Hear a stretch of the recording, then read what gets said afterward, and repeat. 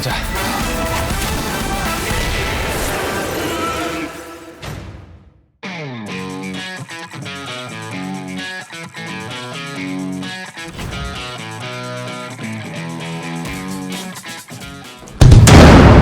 소재가 굉장히 독특한데 어떻게 이렇게 기획을 하시게 되셨는지. 기름 도둑에 대해서 예전부터 좀 관심이 있었습니다.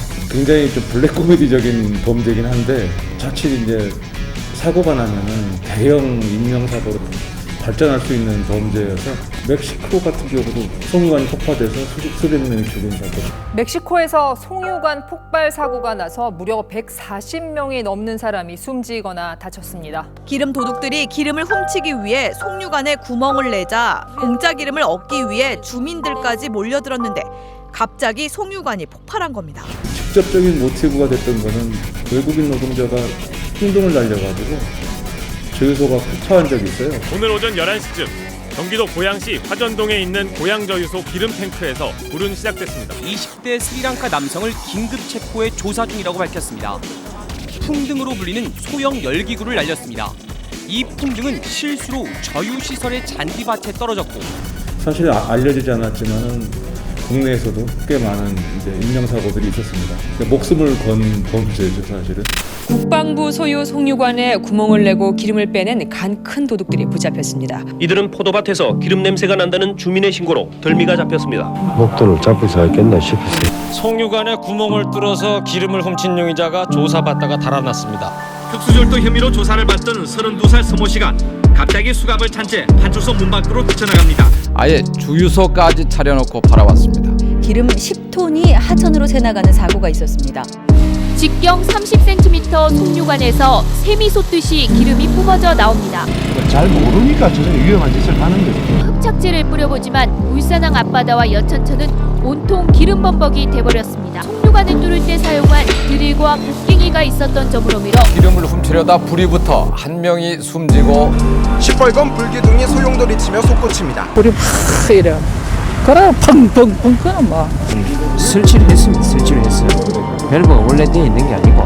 이 정도면 영화 같습니다. 송유관 근처 모텔을 통째로 임대한 뒤 터널을 파들어가서 비싼 기름을 골라서 뽑아냈습니다. 경북 경주시 외동읍의 한 모텔.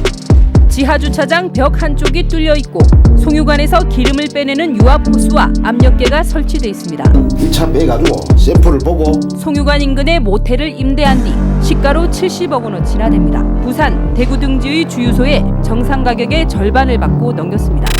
최근 기름값이 하늘 높은 줄 모르고 치솟으면서 기름 도둑들이 더욱 극성을 부리고 있습니다. 이런 송유관이 전국에 1,300km 정도 보면 거의 뭐 전문 도굴범들의 수준입니다. 고압의 기름은 순식간에 땅굴을 무너뜨렸고 구멍을 뚫던 맨 앞에 도유범은 토사에 갇혀버리고 말았습니다.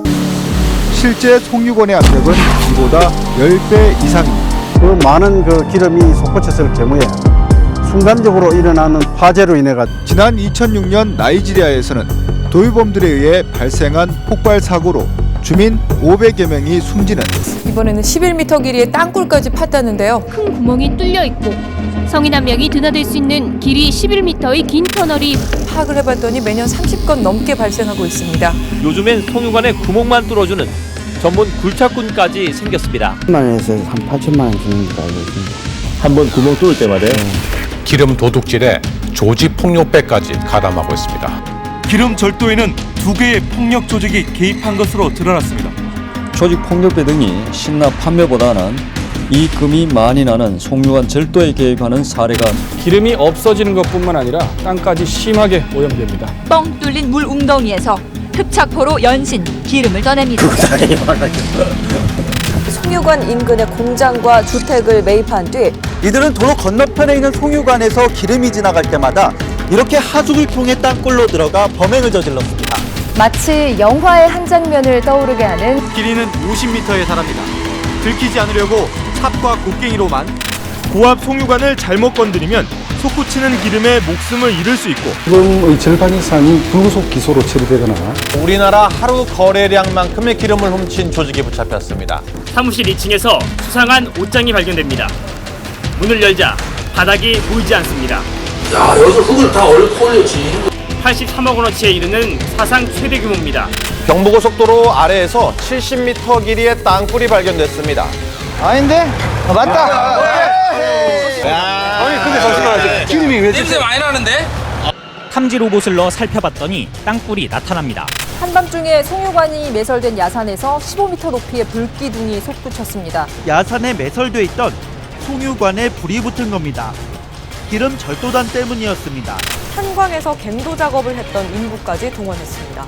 탄광에서 갱도 작업을 했던 인부까지 가담해 경제 불안과 고유가가 겹친 2007년과 2008년 가장 기름도둑이 기승이었다고 하는데 그 후에도 기름 절도 사건은 다소 줄었지만 그럼에도 지난 5년간 73건이나 발생했습니다. 제가 그걸 예상하고 찍은 건 아니지만 코로나 때문에 하늘이 열리고 이제 공장이 멈추고 그러면서 기름, 그러니까 석유, 그러니까 화석 연료라는 거에 대해서 생각해보는 시간이 됐다고 생각해요. 저희 영화 보면서 화석 연료의 그 대표적 에너지인 석유, 기름의 종말 이런 거에 대해서도 한번 생각해볼 수 있는 계기가 되지 않을까 싶습니다.